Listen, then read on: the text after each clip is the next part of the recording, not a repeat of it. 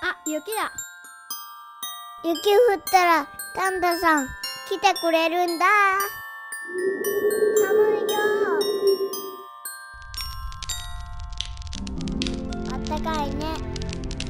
サンタさん寒くないのかな。寒いのに大変だよね。そうだ、僕たちもサンタさんにプレゼントをあげよう。いいね。子供でも簡単に作れるケーキを作ってみたいと思います。子供には無理だって？こうが簡単にできるんです。そう、この炊飯器があればね。材料はホットケーキミックスと牛乳、砂糖、卵、サラダ油です。材料を入れていきます。卵を入れます。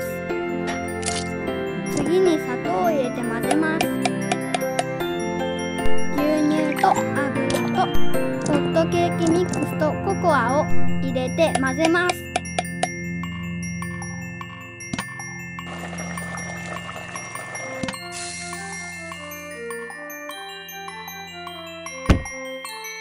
仕上げに砂糖をかけたら完成だ。サンタさん食べてくれるかな。あ、もう夜だ。早く眠らなきゃ。寒い寒い。サンタクロースの仕事は大変じゃ。一度でいいから子供にありがとうと言ってもらいたいもんじゃ。ここが最後の家じゃな。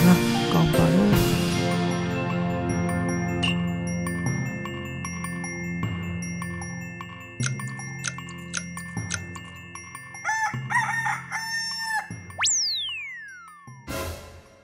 うわ、プレゼントがたくさんある。あ、ケーキが。